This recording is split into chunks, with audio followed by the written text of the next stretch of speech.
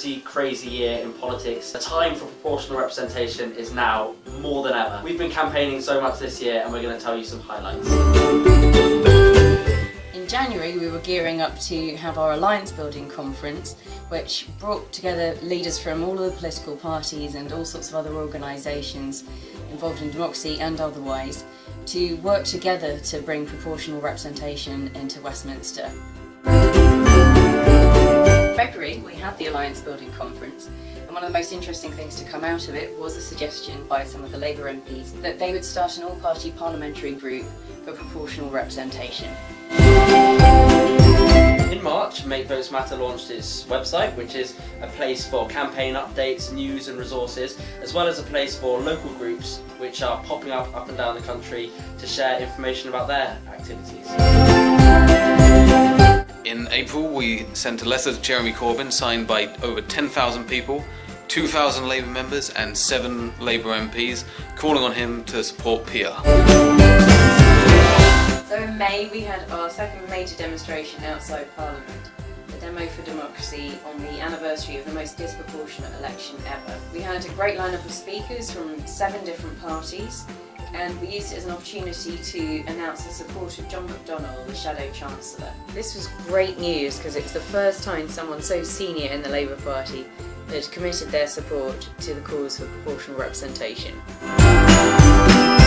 In June, the EU referendum happened. We knew that regardless of the outcome there was going to be a huge increase in political activity.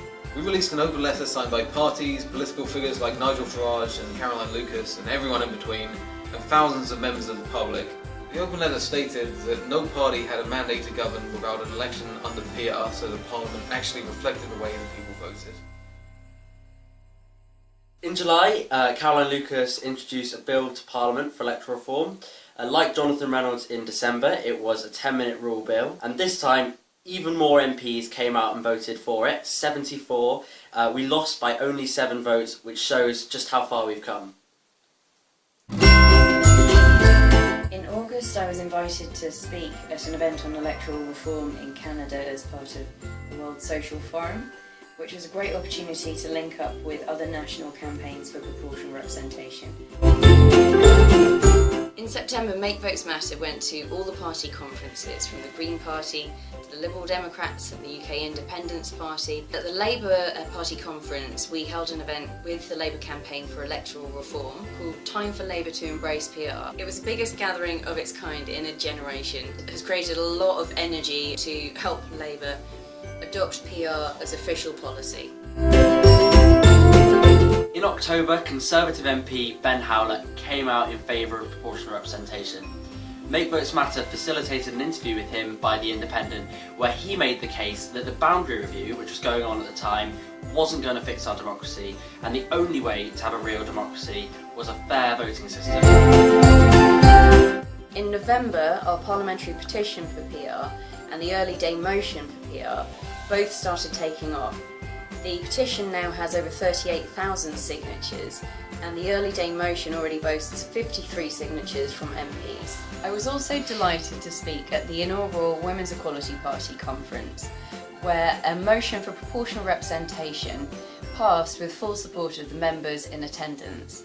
This makes the Women's Equality Party the latest of many parties to join Make Votes Matter's PR alliance. At the end of the year, we celebrated with our Democracy Awards, in which we recognised the best activism for proportional representation throughout the year. We also saw the inaugural meeting of the All-Party Parliamentary Group for Proportional Representation, chaired by Chupra Amuna and with a secretariat provided by the Electoral Reform Society. We're making some great plans for what we're going to be doing over next year in the campaign for PR. Also in December 2016, Conservative MP Ranil Jayawardena introduced a bill into Parliament. Ranil's bill would introduce first past the post to the only election in England that currently uses proportional representation, the London Assembly.